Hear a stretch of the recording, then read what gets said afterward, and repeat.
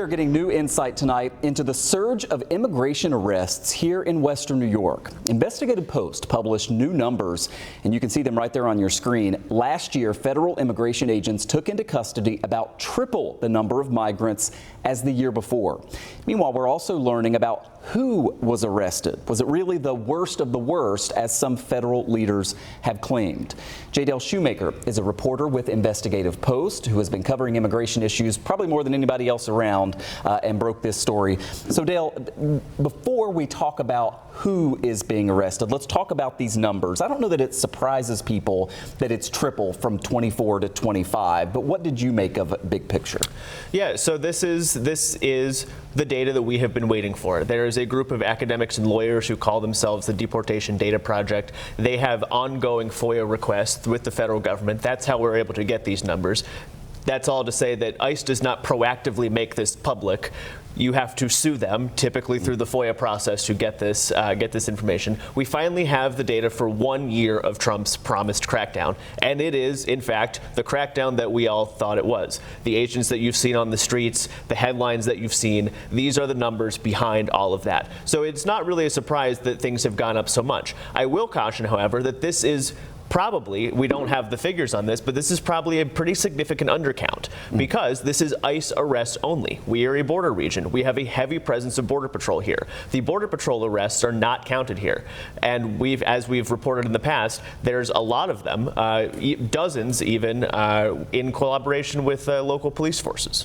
And then when we talk about who is being arrested, the president many times has said worst of the worst, we're going after rapists and murderers and all that. And that has certainly happened in cases, but what percentage of the people who have been arrested, who have been detained, actually had criminal records or had criminal charges? It's about 1/3. About 1/3 of those arrested had some kind of criminal record. So to the flip side of that is 2/3 did not. And this is not, this is nothing. They have nothing on their record. It is 2/3 of the people arrested had nothing on their record. The only thing they might have had is an immigration violation, which we will note is civil violations. There's very few immigration quote-unquote crimes. I mean, crossing the border after you've been deported is a crime, and the federal government is certainly prosecuting those people for those crimes.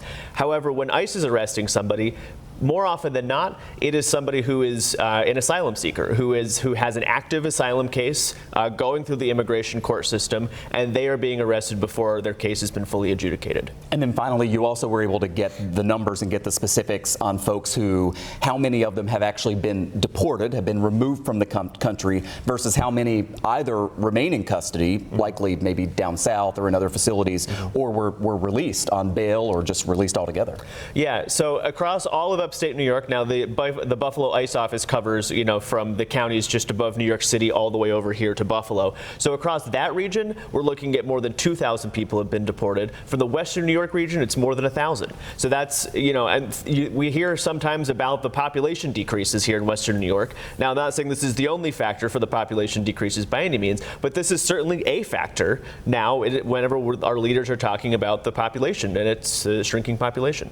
Finally, I have less than a minute left, but what about the reaction on both sides to this, right? I know there are some people who are very unhappy with the numbers of deportations, and then there are other folks who say if you're in the country illegally, you should no longer be here. Well, that's kind of the key question, is what exactly counts as illegal? Like we said, a majority of the people being arrested are asylum seekers. Now, if you have filed an application for asylum, you are allowed to live and work in this country freely. You can get a job, you can rent an apartment, your kids can go to school. The Trump administration is focusing largely on that group of people. These are not people who are quote-unquote in the country illegally. So you have a lot of people who say, why are we disrupting these people's lives? They have not had their case play out through the system. Maybe their case goes through and a judge rules, okay, you're not allowed to be here, you have to go back to where you came from. That happens in many cases.